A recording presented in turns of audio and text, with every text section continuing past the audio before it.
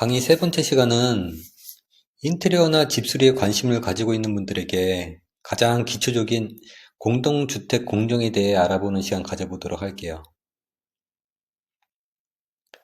건축이나 인테리어는 주거 공간이나 사업 공간을 대상으로 하고 있지만 디자인을 배제했을 때 가장 복합적으로 학습 교재로 적당한 건 공동주택, 그러니까 아파트를 대상으로 시작하는 게 가장 적합하다고 생각해요. 물론 집수리도 마찬가지고요. 그리고 집수리를 부록처럼 말씀드리는 경향이 있는 건 집수리에 관련된 액세서리 교체 등은 혼자서도 자가학습이 가능하지만 인테리어는 혼자서 공부하는 게 힘들기 때문이에요. 깊이 있게 학습을 하시게 되면 집수리 같은 것도 자연스럽게 자가학습이 가능합니다. 아파트 공정은 상당히 복잡하지만 오늘은 간단하게 내부 인테리어와 관련된 부분만 함축적으로 살펴보도록 할게요. 제일 처음 골조공사부터 살펴볼까요? 아파트는 500가구 안팎의 중소단지와 1000가구 이상의 대단지로 나눠볼 수 있고요. 아파트 모든 공정의 원사이클은 9개월 정도로 보고 있습니다. 이와 관련해서 부대공사를 포함해서 복합적인 공기를 보면 25층 정도의 아파트는 총 26개월 정도의 공기가 소요되고요. 30층 정도 아파트는 30개월 안팎을 기준으로 보고 있어요. 물론 예상치 못한 변수가 나오게 되면 더 많은 시간이 소요되기도 하겠죠. 그런 경우에 공기를 무리하게 줄이려고 하다가 부실 공사 등의 안 좋은 결과가 나오기도 하는 겁니다. 보통 아파트 한 개층 콘크리트 타설과 양성에는 하절기에는 일주일 정도, 동절기에는 2배에서 많게는 3배까지 소요되기도 해요. 아파트 골조 공사 기간이 생각한 것 외로 빠르다고 느낄 수 있는데요. 그게 가능한 이유는 갱폼이나 알폼 등의 정형화된 틀로 공사를 하기 때문에 가능한 거예요. 동네에서 소규모 건물을 지을 때는 이런 정형화된 틀로 공사하는 게 불가능하기 때문에 유로폼이라는 비정형 틀로 공사를 진행하게 돼요. 그만큼 단위 공정에 대한 시간이 더 소요될 수밖에 없는 거죠. 인테리어 하시는 분들 입장에서 골조 공사에서 알고 넘어가야 할 건 천장과 층고에 대해서예요. 특히나 인테리어는 구축을 대상으로 하는 경우가 많기 때문에 지나간 건축 구조에 대해서도 알고 계실 필요가 있어요. 한 예를 들어보면 스프링클러 설치 기준에 대해서 알아볼게요. 준공 기준으로 1990년 6월부터 16층 이상 공동주택은 16층 이상부터 무조건 스프링클러 설치 의무가 생겼고요. 2005년 1월부터는 11층 이상 공동주택은 전층에 설치 의무가 생겼어요. 거기에 더해서 2018년 1월부터는 그 기준이 6층 이상 공동주택으로 확대됐고요. 여기서 왜 16층 이상이냐고 물으시는 분들이 있는데요. 그건 소방차 살수 가능 높이 때문이에요. 자, 우리 아파트가 2000년에 준공이 됐고 우리 집이 10층이라면 당연히 스프링클러가 없겠죠. 스프링클러가 설치되려면 이중천정, 쉽게 말해서 천장 속 공간이 최소 180mm 정도가 확보가 돼야 돼요. 스프링클러가 없다는 얘기는 천장 마감재인 석고보드하고 목재골조나 경량골조를 다 포함해도 50mm 공간 정도의 여유뿐이 없다는 거죠. 이런 경우에는 새로 전등을 추가 설치한다는 게 힘들어요. 배선을 연장할 공간이 나오지 않기 때문이죠.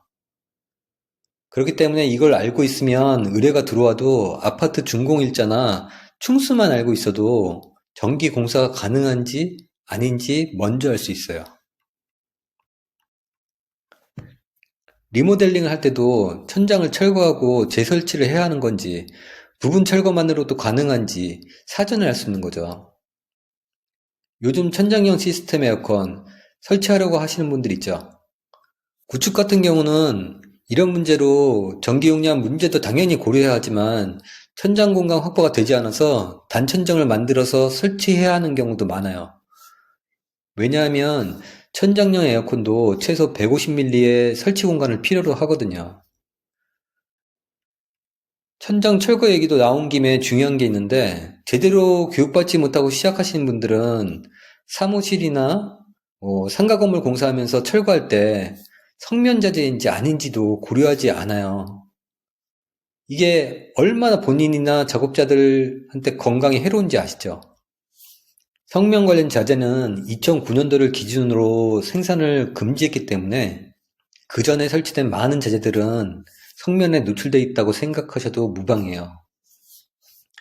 육안으로 구별하는 방법도 있는데 그런 것도 배워서 알고 계셔야 되지 않겠어요? 이런 디테일한 것까지 저한테 배워가실 수 있고요. 초보자분들은 용어에 대해서도 학습을 받으셔야 돼요. 자, 이렇게 콘크리트 구조물이 완성이 되면 실간 칸막이를 설치하기 위해서 안목치수를 확인하게 돼요. 골조 공사가 끝났다면 칸막이 공사를 하기 위해서 먹매김을 할 텐데 이때가 매우 중요해요.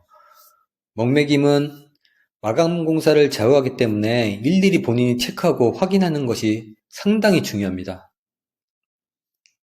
이전에는 칸막이 벽체 공사를 벽돌로 쌓는 조적 공사로 하는 경우가 대부분이었는데 요즘은 화장실을 제외하고는 대부분 경량 칸막이로 설치하는 게 일반적이에요. 칸막이 설치 시에는 수직과 수평 상태를 잘 봐주시고요. 문틀 사이즈, 계급 사이즈 이런 게 모두 맞는지를 확인하셔야 돼요. 그 다음이 창호공사인데 창호공사는 우리가 아는 샤시를 포함해서 방문 설치도 포함돼요. 칸막이 벽체 공사가 완료되면 창틀과 문틀을 시공해요. 창틀과 문틀을 세우기에 앞서 허리목을 놓아야 되는데 허리목은 천정고를 결정하는 중요한 요소입니다. 허리목 또는 고시목이라고도 하는데요. 벽체 일정 높이에 표시를 하고 그 기준으로 천장고, 바닥 마감 공사를 하게 돼요. 각 세대의 허리목은 일반적으로 각 층 엘리베이터실 바닥 높이를 기준으로 설정하고요. 일반적으로 천정고는 2.3m 정도가 보통인데 방바닥에서 천장까지의 높이가 모자라면 안 되겠죠. 요즘 신축은 2.3m가 넘는 경우도 많이 있어요.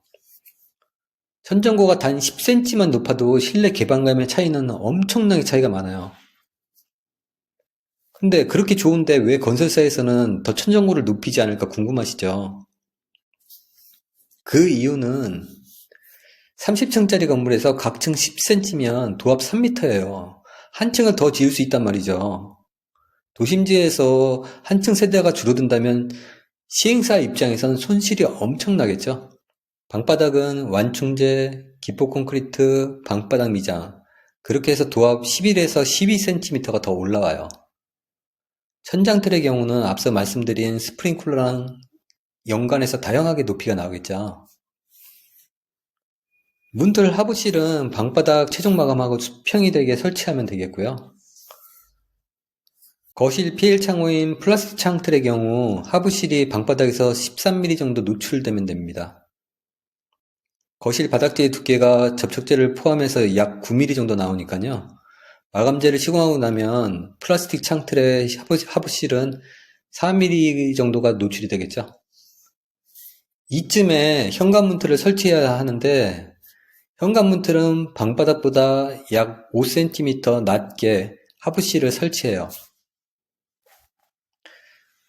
그 이유는 방바닥과 현관 타일의 바닥차가 4에서 5cm 정도인데 현관 하부실은 현관의 타일 상단면과 같은 높이로 설치됩니다. 이렇게 문틀이 설치되는 시기에 견출도 함께 이루어지는데 견출은 들뜸과 면추리가 상당히 중요해요.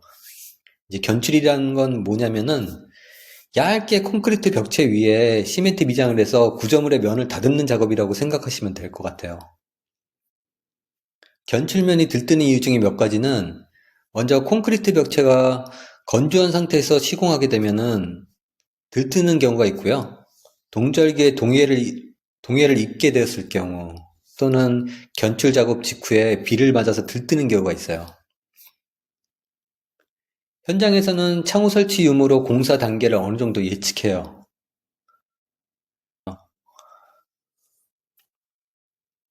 창호가 완료돼야지만 할 수 있는 중요 공정들이 있어요. 이제 문틀 주위에 사춤을 하고 추가적으로 미장 작업을 하면서 동시에 외기에 면한 벽체, 단열재 및 석고보드를 작업을 해야겠죠. 콘크리트 옹벽과의 밀착 시공이 가장 중요하고요. 석고 벽체는 본드의 부착 상태가 정말 중요해요. 본드는 보통 가로 45cm, 세로 30cm 간격으로 시공을 해야 되고요. 틈새는 석고본드를 사용해서 반드시 밀실하게 충진해야 합니다. 단열재는 시간이 지나면서 비드법, 압출법, 경제 우레탄 순으로 계속 자재 성능이나 기능이 발전해 왔는데 각 단열재별 특성이나 장단점까지는 시간상 여의치가 않아서 말씀은 못 드리고요. 블로그에다 제가 많이 올려놨으니까 한번 찾아서 보시는 것도 도움이 될 거예요. 자, 이 정도 되면 다음은 방수공사가 이루어져야 되겠죠? 건축공사, 인테리어 공사에서 가장 중요한 3대 요소가 단열공사, 방수공사, 그리고 마지막으로 바닥 타일 구배공사라고 하잖아요. 방수는 바닥면의 파츠와 청소 상태가 가장 중요해요. 특히 먼지 제거는 더 말할 나위도 없어요. 아무리 방수를 잘해도 먼지 제거가 제대로 이루어지지 않으면 들뜰 수밖에 없고요. 더불어 드레인 주위하고 슬리브 주위에는 액체 방수 후에 에멀전 우레탄 방수를 빠뜨려서도 안 돼요. 특히 혹한기 공사는 방수면에 동해로 인한 균열이 생길 수도 있으니까요. 되도록 피하시는 게 좋고요. 만약 피할 수 없는 상황이라면 보양 조치를 반드시 해줘야 되겠죠. 방수 공사 더불어서 시공돼야 하는 게 마블이고요. 보통 BMC라는 재질입니다. 욕실문 하부에 설치되는 하부실을 얘기해요. 이 마블은 충격에 조심하셔야 되고요. 반드시 철저히 보양 조치가 되어 있어야 합니다. 자, 다음에는 이제 천정틀 공사인데요. 천정틀은 수평 상태도 중요하지만 천정틀 간격을 잘 지켜서 향후 처지지 않게 하는 것도 굉장히 중요합니다. 제 현장은 아니었지만 실제로 천장이 무너진 경우도 있었기 때문에 말씀드리는 거예요. 천장을 시공할 때 허리목을 기준으로 천정고는 반드시 확인하셔야 됩니다. 기포 타설 전에 허리목 기준으로 방통목이 정확히 표시됐는지 재확인하는 게 필요하고요. 그리고 나서 기포 콘크리트를 타설해야죠. 기포 콘크리트를 타설하기 전에는 우선 바닥 청소가 먼저 돼 있어야 합니다. 기포 타설 전에 단열재를 시공한 현장도 많은데 그건 내역에 따라 틀리겠죠. 만약 단열재가 설치되는 곳이라면 단열재가 기포에 의해서 들뜨지 않게 테이핑 작업이나 지지페인 작업을 해서 고정을 확실하게 철저하게 하셔야 돼요. 기포는 5일 정도 양생을 하면은 엑셀이라고 부르는 온수파이프 시공이 가능해져요.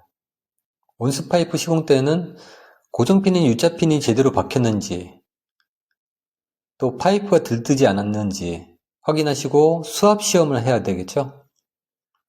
수압 확인이 끝나면 방통을 치게 되는데요. 방통 치기 전에 주의사항은 먼저 방통면과 만나는 석고보드 벽체에 발수제가 도포되어 있는지 확인하셔야 돼요.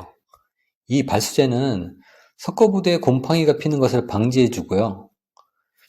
표면에 칠하는 것은 의미가 별로 없고 석고보드 마구리면에 잘 발라져 있어야 돼요.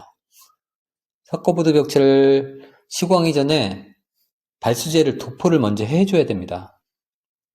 발수제는 마구리면과 더불어 높이 45cm 정도까지 도포를 해야 돼요. 또한 방통은 균열이 예상되는 부위는 방통 미장공한테 칼집을 내게 하든지 방통 타설 전에 메탈라스를 시공해 주는 게 좋습니다. 자, 이제 방통이 끝났으면 타일을 시공해요. 벽체 타일은 기포 타설 전에 시공하기도 하는데 그 순서는 그렇게 중요하진 않아요. 타일은 매지 충진 상태하고 수평 상태, 그리고 디자인이 있는 그래픽 타일 같은 경우는 그 그림 위치를 정확하게 확인해 주셔야 되고요. 또 무엇보다도 바닥 타일 같은 경우는 구배 상태를 잘 확인해 주셔야 되겠죠. 또 하나, 벽체 타일은 문틀질이 확인이 또 필수예요. 여기서 지리는 튀어나온 정도를 말합니다. 타일 공사 더불어 문짝을 설치해야 되겠고 유리 공사도 해야 되겠죠. 유리 공사는 방통 치기 전에 시공하는 게 가장 좋습니다. 바람이나 급격한 온도 차이에 의해서 균열을 방지해 주니까요. 유리 공사는 모서리 귀가 깨지지 않았는지, 흔들림이 없는지, 또 실리콘 제대로 시공했는지, 우사이는 제대로 시공했는지를 확인하시고 문짝은 삐걱거림이나 여닫는데 불편함이 없는지 확인하셔야 돼요. 특히 유리공사는 장마 전에 완료해야지만 비로 인한 피해를 막을 수 있어요. 자, 이번에는 도장공사예요. 발코니는 외부잖아요. 반드시 외부용 수성 페인트를 사용해야 돼요. 일반 분들은 수성 페인트는 한 가지로만 알고 계신데 외부용, 내부용 반드시 구별해서 사용하셔야 돼요. 또 벽체 상태를 봐서 퍼티를 하고 보양을 한 후에 초도를 합니다. 초도와 정도 같은 경우는 반드시 색깔의 차이를 둬야 돼요. 그렇지 않으면 공동주택처럼 작업량이 많은 곳에서는 초도만 했는지 정도까지 했는지 구별하기가 쉽지 않아요. 도장도 들뜨는 경우가 있어요. 이것도 이제 먼지나 습기에 의한 경우가 많겠죠. 또 겨울철에는 원칙적으로 도장 공사를 하면 안 돼요. 이유는 아시죠? 물은 영하에서도 얼음으로 바뀌어요. 도장이 다 얼어버립니다. 더불어서 이제 규격에 맞는 제품 자재가 들어오는지 안 들어오는지 검수를 하셔야 돼요. 제품은 2호인데 표딱지만 1호로 붙여서 들어오는 경우가 비일비재해요. 양심적으로 일하는 업체들도 많지만 아닌 경우도 있거든요. 그만큼 시공관리자의 역할이 중요한 거예요.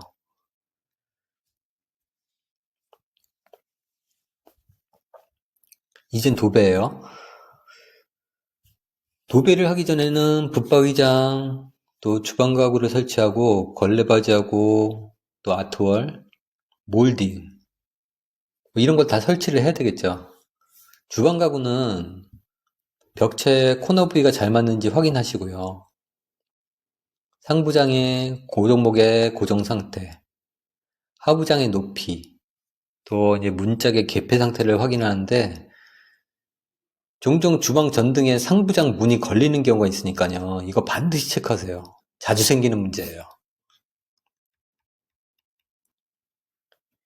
이제 도배 정배를 마치면 바닥 마감재를 시공하면 되겠네요. 정배는 구김이 안 생기게 해야 되고 그래픽이나 이음 부위에 벌어짐이 없는지 확인하셔야 돼요. 또 주의할 게 현관문틀 주위는 절대로 칼질을 하시면 안 돼요. 현관문틀에 칼집이 생기면 반드시 녹물이 배어납니다. 그것도 2주 안에. 바닥 마감재는 부착 상태와 파손 부위, 찍힘 등을 확인하셔야 되고요. 이음 부위도 꼼꼼하게 살펴보셔야 돼요. 강화마루, 온돌마루, 강마루. 설치 자재 종류에 따라서 주의할 점도 있는데 그건 제가 블로그에 자세하게 올려둔 게 있으니까 시간 날 때 한번 찾아서 읽어보세요. 자, 이 정도 되면 현장에서는 거의 마무리가 됐다고 봅니다. 나머지 잔여 작업이라고 하면은 뭐 각종 도어락, 방문 손잡이, 화장실 액세서리 등이 남았는데 이게 이제 초보 집수리 하시는 분들이 주로 하시는 일이죠. 자, 아주 간단하게 공정을 추적해서 설명을 드려봤는데 어떤가요? 이런 공정과 구조에 대해서 좀 더 자세히 학습하고 안 하고 차이가 집수리에 관심 있는 초보자분들에게 나중에 얼마나 많은 기술 차이를 벌여놓을지 눈에 보이지 않으세요? 지금까지 말한 내용은 아주 개략적인 거예요. 인테리어 회사에서 일하려고 하는 초보자분들은 현장에 나가기 전에 공부를 하고 나가면 안 하고 나가는 것하고 기술 습득 차이는 하늘과 땅 차이일 거예요. 소규모로 인테리어나 집수리 창업을 이미 하셨거나 또 계획을 하시는 분들은 한 단계 기술력을 업그레이드 하실 수 있다고 자신합니다. 투자를 좀 하세요. 제가 이런 말씀을 드리는 이유는 여기 3강 끝까지 꾸준히 들으신 분들은 제 취지를 어느 정도 납득하시고 수강에 대해 어느 정도 고려할 마음이 생기신 분들이라고 생각을 해요. 다른 분들과 차별화가 없으면 경쟁력에서 도태될 수밖에 없어요. 자, 오늘 제3강 무료 공개 강의는 공동주택 공정에 대해서 간단하게 살펴봤어요. 나름 유익한 시간이 되셨길 바라고요. 다음 시간은 공구공사 교육과정에 대해 소개하는 시간 갖도록 할게요. 관심 있으신 분들은 꼭 시청 부탁드리겠습니다. 수고하셨습니다.